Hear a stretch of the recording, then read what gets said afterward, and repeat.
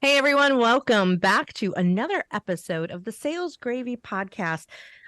In case you can't tell by listening to my voice, I am not Jeb Blunt. No, but he let me come back. Every time he lets me take over for him once in a while. I'm Gina Tramarco, Master Sales Trainer and Director of Coaching at Sales Gravy. And I'm also he's letting me talk about this, the host and producer of the Women Your Mother Warned You About podcast, which is sponsored by Sales Gravy. And it is a sales podcast, not just for women, it's for men too. We talk about everything in sales. We have great guests. We talk about blending life and business and sales. And it just so happens that the host of the show is a woman your mother warned you about. So go check that out. On today's episode of the Sales Gravy podcast, I'm featuring Neil Rogers, author of Bar Tips and co-owner and VP of Sales of Rogers Marketing. I'm so excited. I can't wait to talk to him about bar tips because I was a bartender for many years during college and then some. So we'll come back to that because before we do that, I want to talk about Sales Gravy University. If you have not checked it out, you need to go check that out. It is the place where sales teams from across the globe go to learn and hone their sales skills so they can sell more, close more, and build bigger pipelines. And right now, you can check out any course on Sales Gravy University if you've never checked it out before by using the code, listen to this, the code free course. If you've never been on Sales Gravy University, you get your very first course for free, any course you want. And while you're there, make sure that you check out our team account and our team hub options for small and scale businesses. Just go to learn.salesgravy.com. That's learn.salesgravy.com and use the code free course. All right.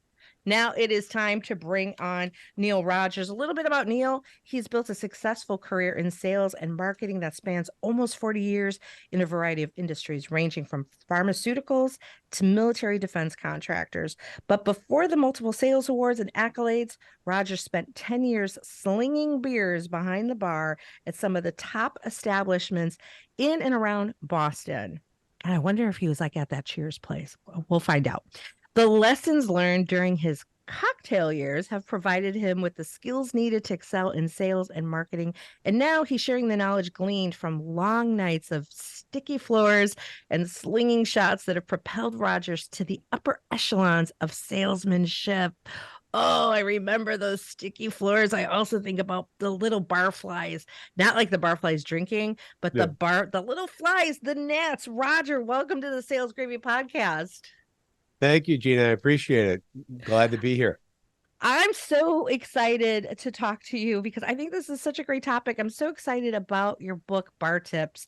I want to start there because I am curious what inspired you to write the book, Bar Tips, because I wanted to do that so long ago. So I want to hear your story. Well, it was a COVID project. Ooh. And I had one of the things I would do during COVID, keep myself from losing my mind, is I would reach out to people, typically by text. You don't want to interrupt anybody's day. And invariably, I'd get a phone call back. Hey, what are you doing? What's going on? How are you? So we're all kind of feeling, excuse me, the same way, right?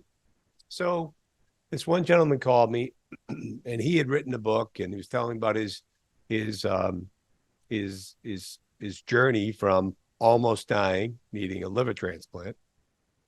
His success took him a little too excessive, and he wound up turning himself around, and he was just like in an unbelievable condition. And it was the guy I thought was always in there, but I couldn't get beyond the persona prior to that. So now there was so much substance, and he had written this book, and he said, "You should write a book." So what am I going to write on? And I just started thinking about it, and I had written some little ditties about certain things, and one was about a bar I worked at because we just had recently had a birthday party for one of our people that had turned 70. And at the time, I was 58. I said, "You're 12? You were 12 years older than me while we were doing this?" I just couldn't believe it.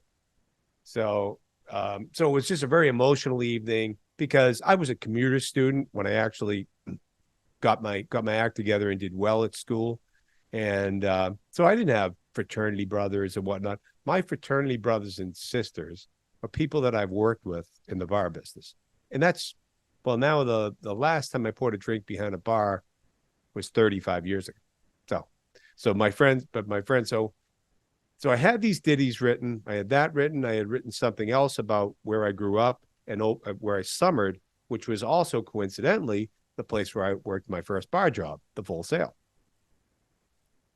So started piecing that together, and I again sitting there wondering what's going on in the world. You have this moment where you just, many moments where you can just think of things and whatnot. And I thought of this event we went to where my daughter was honored by the Chamber of Commerce. Right here, I live on campus in a golf community now, so it's right here at the clubhouse, at the big function area. And she was, was going to be she was voted one of the fastest people to look at under 30, one of those things, Yeah, the chamber, yeah. the chamber, they've got an award for everything. Right. But the person who was the keynote speaker was the gentleman who brought Five Guys burgers to New Hampshire. Oh, cool. And that's where I live. I live in New Hampshire, but there's Massachusetts right there. Right. So I'm about 35 miles out of Boston. So I'm not up in the mountains or the lakes. So you'll know this as being in the hospitality business. There was always some sort of pre-game, pre-meal, rah, whatever that may be. What's not in tonight, what's the specials, wine of the evening, all that stuff. Yeah. And then there was, let's have a good night. Well, his speech was, folks, we're not in the burger business. We're not in the fry business. We're not in the soda business. We're not in the shake business. We're in the hospitality business. Mm-hmm. And so, point of context, I met my wife at a restaurant / bar I worked at in Boston. She was a food waitress. I was a bartender, a place called Tia's. And I looked at her and I said, I have never left the hospitality business. I've been bartending on the road for 30 plus years. Oh my gosh. Just like this, boom, it hit me. It's like, we're still in the because we still operate the same way. I'm sure you've been at a party somewhere where you're helping clean up or whatnot. Next thing you know, you see somebody jump in. You look at me, go, you worked in the hospitality business. Yeah. They're the ones that are cleaning up. People are leaving half-filled beers and waters all over my house. Then you see these people that are taking them all up and said, okay, these are the people that have done it in the past. So I started on the journey so that was my premise.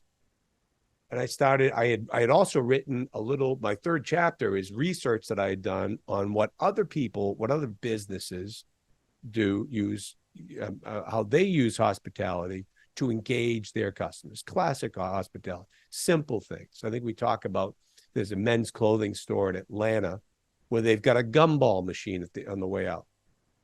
It's men's clothing store, but everybody wants the gumball on the way out. So it's having some fun and whatnot. But the balance, the next 10 or so chapters are all these tips. Mm-hmm. And I had a number of them in my head. I started writing them down on a big artist pad, brain dumping, just putting them down and then organizing them. And then I started interviewing people that I had worked with in the past, people that own places I worked at. And it was just a great thing to do during COVID. I mean, you had you're thinking back there, you think about good times and all this, and then you're talking about the hospitality business and asking questions. And all of a sudden we're all aligned. And I'm sure you'd be aligned with everything in the book. And so we just went through and I came up with these topics that, simple things. By the way, I go right on the sword out of the gate. This is not complex marketing theory. No complex marketing theory. These are all the things you should be doing and get your foundation before you go chase the new shiny red tech toy. If you don't have this, if you can't greet somebody properly, if you're not organized, if you don't show up on time, if you don't look properly, at least to the top of the business that you're in. I'm going to be speaking at Berklee College of Music in a class of, it's called the business of songwriting. Mhm. So it's going to be difficult when I get into that appearance part of this stuff, you know. So you got to go where your market is. Go to the top Yeah. level of that. Try to be as presentable as possible. You are an artist, by the way. So yeah. So we can, in product knowledge and appearance, attitude, aptitude, peripheral knowledge. What do you know about stuff outside of your business that might help your customers? That doesn't direct. You're not going to make a commission on it. You're not going to get margin from it, but you're going to get the goodwill, and you're going to get referrals, and they're going to come back to you because you sent them. The story I tell in the book is where a customer came in. This place, Tia's, was a seafood restaurant, but in the end, it was a bar. I mean, it was a high-end bar where everybody poured out of Boston Stock Exchange and Fidelity, State Street, and all that, and the suits Thursday and Friday night. Yep. Was crazy. So food was an afterthought, really. Yeah, they're really there to just unwind, blow off steam. It's been a hard week. I think everybody should have waited tables or bartended at some point in their lives just for the people skills. To your point, hospitality, the simple greeting people. I remember one of my first waitressing jobs was for a restaurant called Baker Square. They served pie, and we went through an intensive training program to learn how to wait tables. Now, I worked in many restaurants over the years. No one had quite the training program like this restaurant. And it's really where I learned the foundation of greet the customer at 2 minutes in, and bring them water 3 minutes in, and suggest some appetizers, bring their food, check back on them, like really basic fundamental things to create a customer experience, which you don't see much of that today. Oh no. Well, you think back, you probably had to go. I know what Tia's, it was an inquisition to get these jobs. Yeah. 3, 4 interviews. Yeah. How fast do you pour? Do you know this drink? Do you know that drink? Yeah. Tell me about this. Tell me about that. Tell me about where you work. What's the quality that this guy has that's not you? What's your quality that's better than his? And I remember actually studying to interview, like studying my drink Bible. Like if someone asked me on the spot, what's in a Manhattan? What's in a gimlet? I would study so that I'm like, don't forget how to make these drinks. Okay, what kind of place is this? Are they going to be serving martinis? They be serving beer and shots, right? Like, let's think about how does that translate now into the sales world, that salespeople could be using those skills. Well, you certainly need to know your products. That's for sure. Hey, back to your point about everybody should do this. Now, there's a quote. I use the Anthony Bourdain quote in the book. I'm not great at remembering quotes. I'd read it to you. Have you ever? Do you know the one I'm talking about?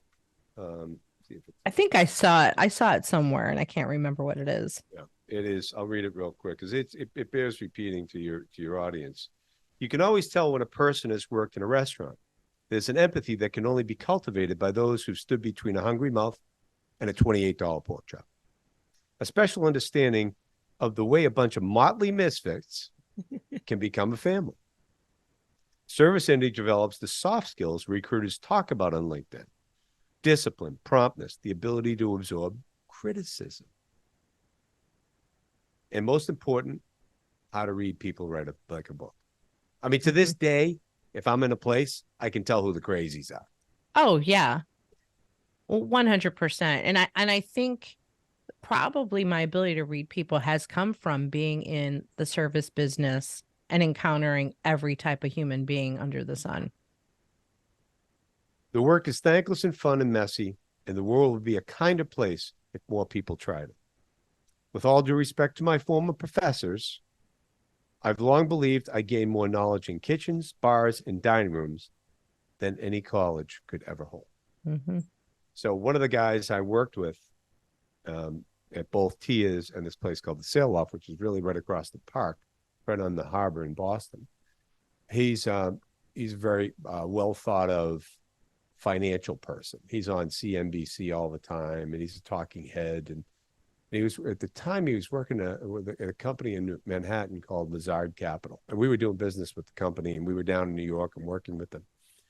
And we talked about it. He says when he looks to hire, now most of the people, the senior management people, they're looking Ivy. We want to see Ivy, Ivy, Ivy, Ivy. He'd rather see University of Vermont and that you worked in the hospitality business. Now you got to have the grades, right? Yeah. You got to top it, but that you would hustle for tips, and you with just your wits. So Yeah, so let's talk a little bit about that, because I think if you come up in that world, right, you do learn how to hustle. You really do learn how to hustle for tips. And I was thinking back, and I want to share a story with you, but I want to ask you first your story about this. Like, I think about some of my like favorite customers coming up as a bartender, of like really starting to identify your ideal best customers at the bar that you want to take care of, because you know they're going to take care of you. So, can you remember a time where maybe you had a regular customer that came in all the time that was like, "Oh, I'm so happy this customer's here." all the time, all the time. The problem, it depended on where I was working. So my first job, I was a day bartender. So it was my first job. I was 19 years old. The drinking age was 18 here in Massachusetts. And so that was a day job. So you had more time to hone your interpersonal skills. And in those days, anybody that's, I liked a nice couple that would come in and they'd be good to each other, right? And then they're good to me, and then I'm conversive with them, and we're getting this vibe going. And I call this, and it's analogous to a time I was in the Villages. Are you familiar with the Village? Yeah. You're in Mm-hmm. California. Yeah. Yeah. So the Village is where my mother-in-law is. So my wife and I we go to the bar at this steakhouse, and we got the corner. Yeah, you get that corner. Yeah. So it's really like a three top, right? Somebody sits here, so it's like you can converse. So my mother-in-law and Lori and I are on either side. And this guy starts working, the bartenders, both of them in tandem, just greetings and fun and cocktail napkins. And what do you have? What are you thinking about? Oh, Mrs. I think I need you to see your ID, says to my 85-year-old mother. So we get a little yuck out of that. So Yeah, we're getting this vibe going. And I had asked, I don't typically, it's not that I don't eat meat, but I don't eat a lot of red meat. So I'll get a pork chop, or I'll get a piece of fish at a steakhouse.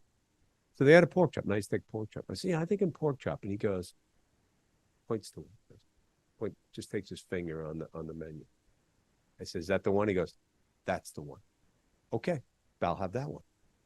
So now we can do it. He was right. The drinks were good. The service was great. So the next day, I wrote the final chapter in the book. So but whether it's your friend, the people that I met at the Full Sail as a 19-year-old kid, this guy I met here as a customer, or one of my current customers in our marketing business. When we get that vibe going, and there's a respect there, there's a mutual respect. I know you're here for a good time. I'm here to make some money. You respect my creativity. I respect your time. Or all this stuff is going back and forth. And at the end of this, the next day, I said, Lori, here it is. You know what we experienced last night? And this is the title of the last chapter. Hospitality, happiness. Mm.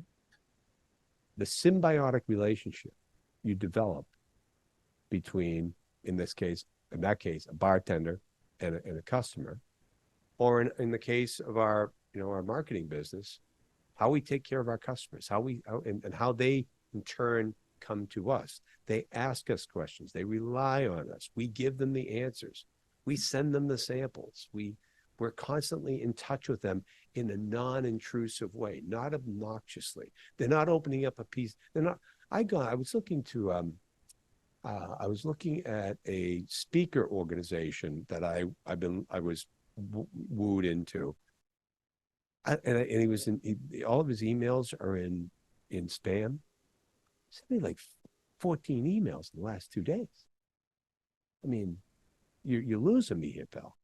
But anyways, but once you have that, you respect that. You just get this. It's just a relationship that in some cases, we've been in this business for 27 years. We've got clients for 27 years, right? And so it might have taken 5 years to get to that level, and we've been with them ever since. Bartender or a server or whatever, it's got 2 hours, an hour and I was 45 minutes. just, yeah, I was just going to say that because as you were telling this story, it made me think about an exceptional bartender I had recently. But let's think about this for a second. That bartender has seconds to make a first impression. Seconds, right? Especially when you belly up to the bar and you sit down, they're sitting right there in front of you and you have seconds to build rapport. And so when we think about salespeople and we bring it back to that, like I work with a lot of salespeople who are so uncomfortable with the rapport building. I don't know what to say. I don't know how to have a conversation, right? A bartender can do it, right? Somehow, right? So that story you're sharing, that bartender built rapport and trust with you so quickly and then was able to make a recommendation, point to the menu and say, this is what you're ordering. And you're like, okay. Sure. So let's break that down a little bit. Yeah. How can salespeople who maybe have never worked in a bar or a restaurant, have no hospitality experience, give us some of those bar tips that they could do to have that same kind of impact that that bartender had on you? I love this one. So, in the first chapter of the tips, which is now the fourth chapter, it's the importance of a proper greeting. The first thing you want to remember, is that you don't want to be that person. You didn't show up. Show up on time, 15 minutes early. Be well dressed. Be properly prepared. Have your stuff organized. So so you get that. So that's all part of the first impression. But the first impression, did you smile and say hello? I mean, it's in one of the things I challenge people with. It's like, if you don't believe that a smile does a lot, and a good greeting, and I'm not saying get personal or anything of that nature. Just, how you doing? Hey, nice to see you. How's the day going? Great. Now let's talk about how much time do we have? Get into your gig. And the one thing I say is, and a lot of people walk. I mean, part of my workout regimen is I walk. I'll just go out and I'll walk. I say hello to everybody. Good afternoon. How you doing? What's going on? Great day, isn't it? Right? Try that and see the response you get from people. Now, you're not going to bat 1,000. Someone's going to have a bad day, whatever that may be, but don't turn that on them. In your own, you're only going to do it on your own mind. Just understand you don't know what somebody's going through, move on. Right, But right. 90% of the time, you're going to get, hi, how you doing? Maybe a wave, whatever. Or sometimes somebody might really engage you, and see the feeling you get from doing that. And then that's the feeling you're going to give your customer. And that's a great way to start. I mean, the great Dale Carnegie says it best. Smile, listen intently, actively listen, lean in, nod your head where appropriate. Keep your mouth shut. Great line. Want to hear a great line? Yeah. You can use this one. You can use them all. One of this guy that I worked one of the guys I worked with in the athletic footwear and apparel business. He'd get us all in a meeting, right before an event or whatnot. And his line was, remember one thing: never miss an opportunity to keep your mouth shut. 2 ears, one mouth. So now we're we back to your question. We've got them in the initial phase. They've smiled, they've said hello, they've greeted them. They've in the bartender's case, they put the cocktail napkin down, whatever that may be. Now we're kind of getting next level where you're trying to go deeper because you want that conversation to start. As Dale says, you want them to talk about them. Right. Let them talk. Don't be the expert. You know what you know. Don't be sitting there waiting to just like give them everything you know, right? Because you don't know what they need to know Right. until they tell you. Right.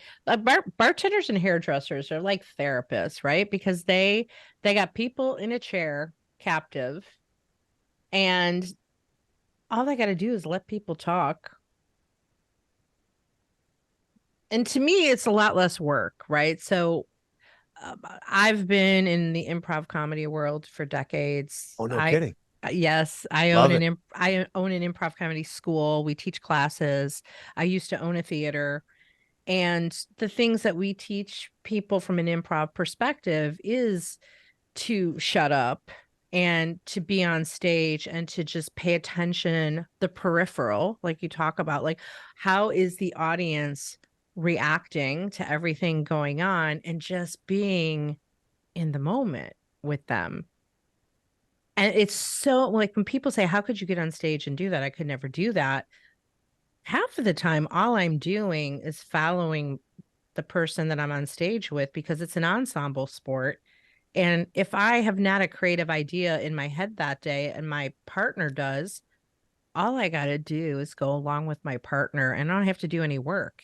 Like, I don't have to think creatively. I don't have to talk. All I got to do, if I mirror everything my partner does, I automatically win and I didn't have to do anything.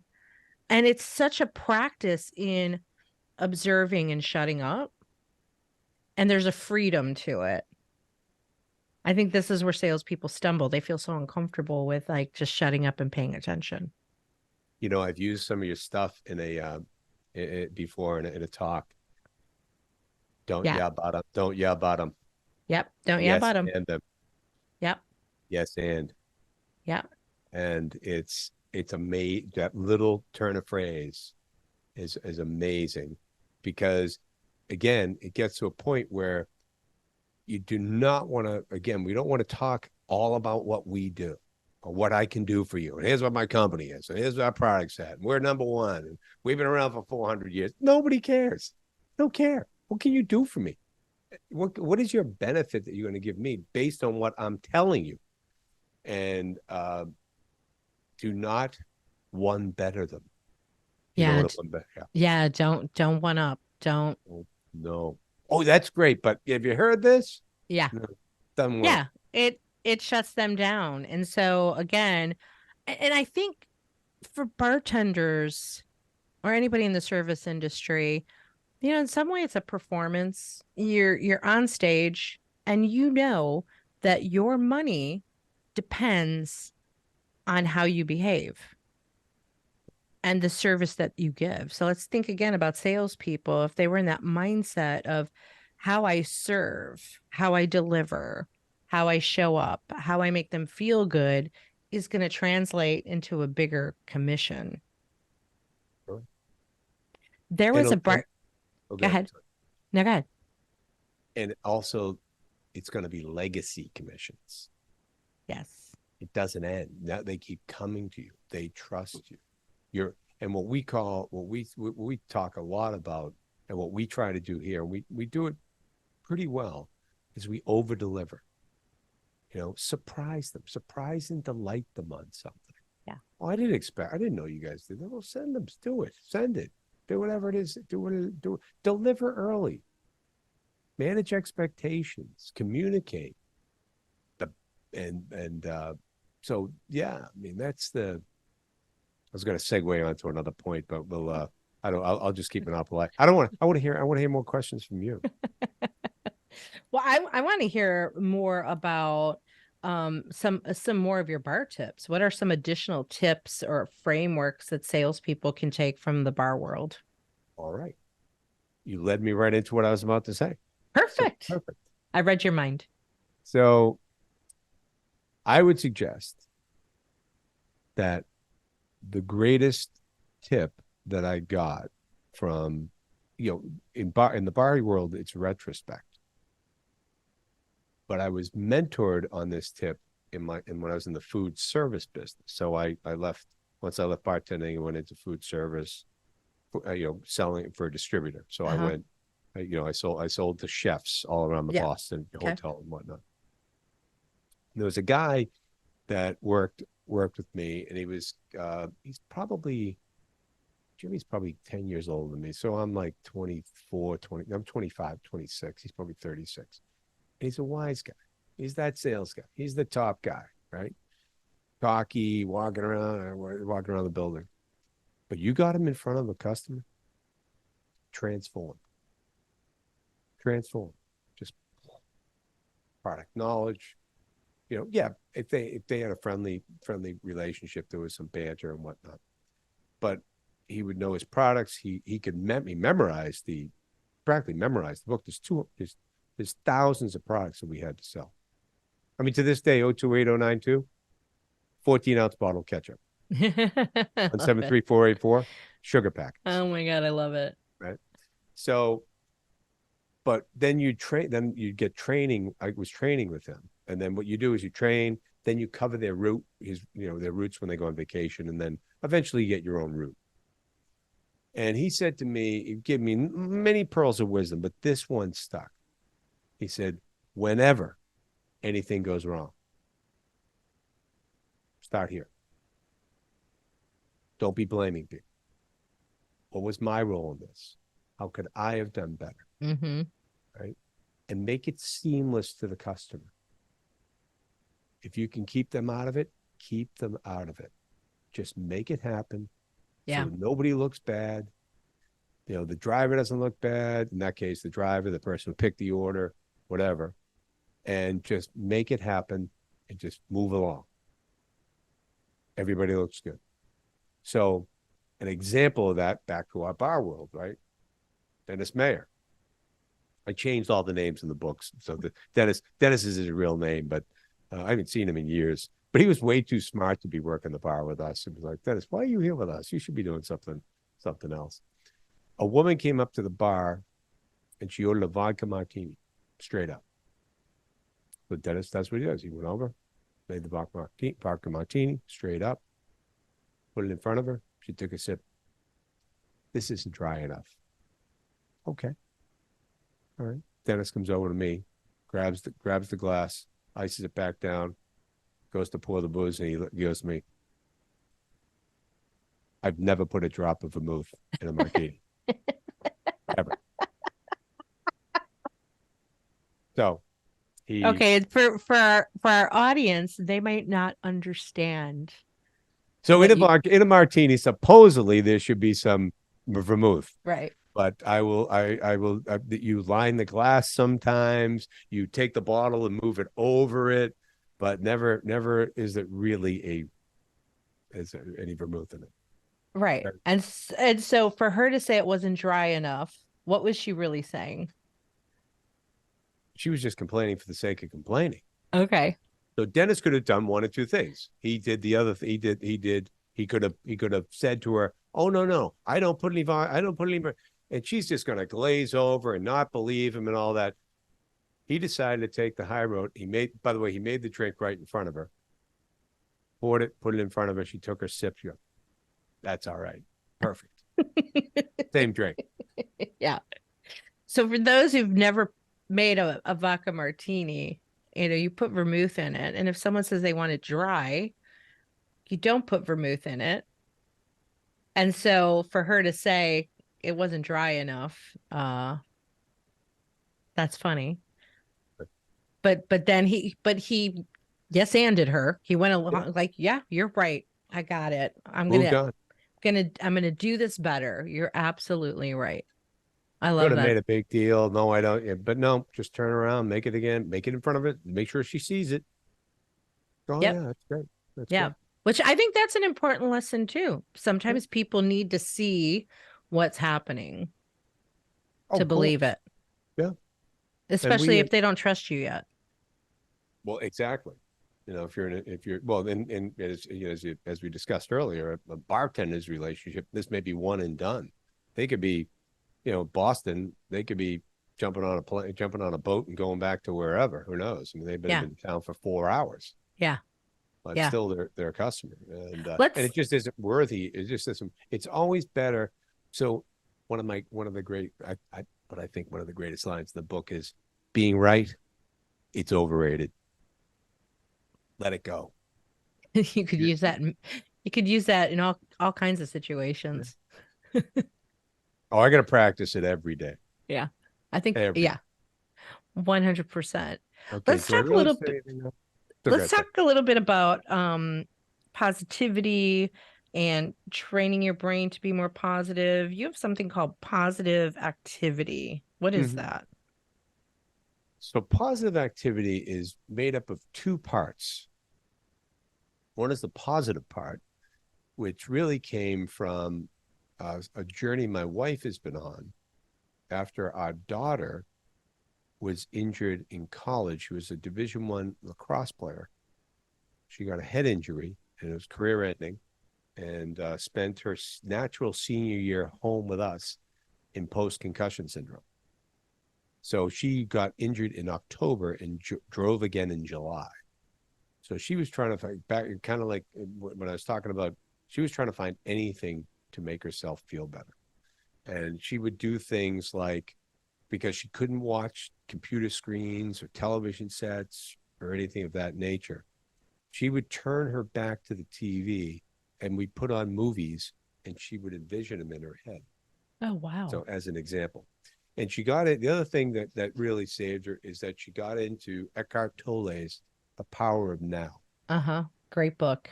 Yeah, and I think I think it was one of the real cornerstones of her recovery. And it was also, this was about 2008 ish, and you might recall business wasn't all that great. I remember. So we weren't struggling, but we were concerned that, okay, where's the business? Marketing budgets get cut. Yeah. We got a problem, right? So Amanda was going up to my daughter. Amanda was going up to a hotel right up here up the street, and there was a little fair of mindful, holistic Mm-hmm. um, Wellness, health people. and Yeah, wellness. yeah, people. And so Lori and her went, and they discovered all these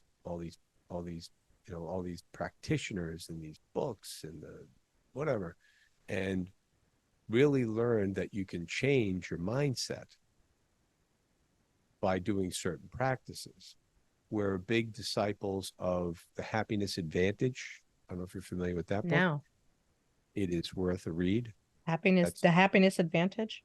the Happiness Advantage. It's written by a man, his name is Sean Acor, and he studied happiness at Harvard Mm. for 12 years, and he discovered that the happier you sells 37% more. Ooh. That the happier you is 31% more productive. So Lori took these pieces and whatnot and found the little found the little gems of things to do to get your mindset right to kick off your day. So these are things that we do prior to opening up the inbox, and that is this journaling, great gratitude practice. Hmm. It's big these days, but a lot of talk about it. Move your body, meditate. I Hmm. mean, she does 5 to 10 minutes. I do transcendental meditation twice a day, 20 minutes. Then do a random act of kindness or reach out. So this is where I got the thing during COVID. It's like, all right, I'm writing down my I am statements and this, that, and the other thing, all that, and I'm gonna reach out to somebody who I haven't talked to in 2 years, 10 years, 3 years, whatever it may be, and they were more than willing to communicate. Mm. So that gets your mindset right, and so we call it, we're also into yoga, and yoga is a practice, right? It's not Yeah. a perfect, Yeah. right? And so we say this positive activity, which is trademark, is the practice of getting your mindset right in place of positivity, which leads your mind to open-minded, solution-providing, divergent thinking, creative. Yep. So when you're more positive, you're more creative. You only see solutions. You don't see problems. So if you get down that path, you get down that rat hole, and you're feeling, oh, poor me, and this, well, how am I ever going to get out of this, and whatever that may be, you got to get your mind right and get in a more positive path, and you'll get more creative. And then you have the steps of productivity. And in productivity, in this instance, in business, it's the steps that we've used and I have used in some way, shape, or form for 37 years for sales success. And there's simple seven steps that are broken down, and we take people through those as well. So that's one big package. But you can use it in you can use it in your life. Whatever you're doing, if you're more positive and you're more creative. We have a son with autism. So we were looking, of course, we were looking for anything that we could do to help him, turning over any rock, both for any intervention that might be able to give him some relief, advance him or whatnot. And we spent a lot of money doing that, a lot of time. But we also created an organization to help him and those around him, called PACE, Parents Assisting Special Educators. And that was it was a parent-teacher organization that focused on special needs. But but we did that every meeting, and this is before we even developed positive activity, every meeting, I would say, okay, leave your gripes at the door. It's not why we're here. We're here to make something happen. So there'll be no negative comments about the school. Why aren't they doing this? And they should be doing that. Blah, blah, blah, blah, blah. Might be the same way, a sales meeting can go off. Well, the marketing people haven't given me what we need. We need better leads, whatever that is. Now you're in Glengarry, Glen Ross, right? Yeah. And so, yeah, then you can develop. So when we did that, when we built that, it really was a great thing for us. It was a very positive thing for us. It was great. There's a plaque right on the wall here from the town. We weren't looking for any accolades. It wasn't why we did it. Nobody made any money. It was just, let's do this. Let's make something happen. So it can be used. So my greatest compliment about the book was a friend of mine this summer. He's actually out your way. He lives in Marin County. And Marin, I think is what he's saying. In South Carolina. Are you in South Carolina? I'm in South. Oh, yeah, I thought you were in California. No, South Carolina. My bad. That's okay. Because we have a Marion County, so that's what I thought you were saying. He was here, and he said, I really liked your book a lot. And I said, great, thanks. He said, that simple stuff you talked about, is that how you did the other stuff too? I said, yeah, it's exactly how I did it. We just put pieces together, treated people nicely, asked them, we're diligent following up, whatever it was. In that case, we had to go to the city, we had to do all this stuff. And so now I'm even using it. I'm a budding musician, right? So I'm trying to get my piano chops going at 64 years old. I've been playing around with it for years, but I've put together a 90-day program to get my piano rolling again. That's awesome. What am I going to do 5 days a week, an hour a day to get my fingers back in shape and whatnot. So but I'm going to go in with it with a positive mindset. Yeah. Because I am creative. I do have musical ability. I can sing. I can do these things. So you can use it in any aspect of your life. Once you get to that creative spot, the world is your oyster. Have you heard of Sir Ken Robinson? I have not. He wrote the book Finding Your Element. It's a book that I'm reading right now. Um, and it's a lot about creativity because I focus a lot on creativity, and it's about finding your thing, finding your what is your thing, what is your element. But he's got a lot of really creative things in there. One of his suggestions for an exercise is actually an exercise from someone else's book called The Artist's Way, called automatic writing. I don't know if you're familiar with that, but this goes kind of what you're talking about on the positive stuff. Starting, and I do all that gratitude stuff in the morning, and I Yep. journal and I meditate and all the things. I just started revisiting this automatic writing exercise, which is you get up in the morning, call it morning pages, and you you just hand write on paper 3 pages about nothing, right? It's like literally, I got up this morning. It's the first thing I did. I just started writing. I'm really tired. I think I slept well last night. Why am I tired? And it just goes on like that. Like it's just a free consciousness writing. And by the time I got to the 3rd page, my creative spark kicked in. And all of a sudden, these ideas started flowing out of me. I didn't have intention for it. I just started a flow. But part of the point of that is to like really dump out your brain and get rid of anything negative that's hanging on you as soon as you wake up and just clear it out to set your day. Yes. So Sir Ken Robinson actually did these studies around how schools have failed students when it came to creativity. So that's where a lot of this comes from. So that might be something of interest to you. It sounds like, because you sound a lot like me reading a lot of different books. I wrote it down. Perfect. And I wrote down The Happiness Advantage. So we got a little book exchange All right. going on here. It is time to wrap up the show, unfortunately. But before we do that, what are some ways people can reach out to you, get your book? What are the best contact sources for you? Well, the book is available on Amazon. Bar tips, Okay. everything I needed to know in sales, I learned behind the bar. Um, there isn't a day that goes by that I'm not surprised by somebody that tells me. I mean, the last one I got last week was a guy I really, who knows me, and I do business with him. He goes, "This book might change lives." I was like, "Really? All right, I didn't know I had that going for me." So every day I get something, some little text, some email or something of that nature. That but they're probably just surprised that it came out of me. I think was more than anything else. Like, Bill, did you write this?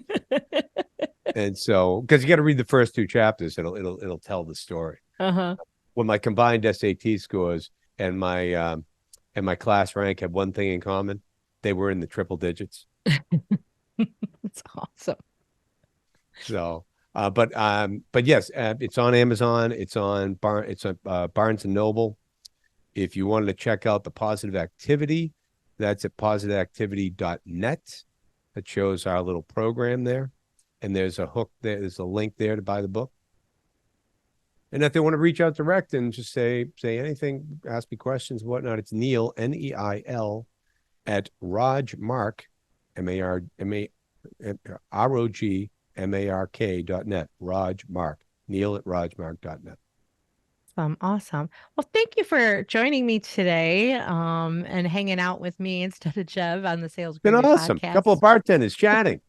Exactly. We could go on and on and on. We might have to have another conversation about that. So Let's thank do you it. so much for being here today. Thank you, Jay. Awesome. So we're going to wrap up the show. Thank you once again to Neil Rogers for being here today. And, of course, before I leave, I just got to remind you that thousands of people from around the world come to Sales Gravy to learn how to sell. Why not you if you haven't done that yet? So this is a great place to learn the fundamentals, the basics, and more. We've got so many classes at Sales Gravy University, both live, on demand. I've created a number of courses, most recently Selling with Confidence. That's my newest course, but there's so many courses that you can check out. So go do that. If you've never taken a course at Sales Gravy University, again, all you got to do is go to learn.salesgravy.com. That's learn.salesgravy.com. And once again, if you have never used Sales Gravy University, you can use the code free course and pick any course in the catalog, anyone that you want, and join it and check it out. So go do that. And of course, go check out the Women Your Mother Warned You About. So Women Your Mother Warned You About.com is my podcast, sponsored by Sales Gravy. And thank you again for listening. We'll see you next time on the Sales Gravy podcast.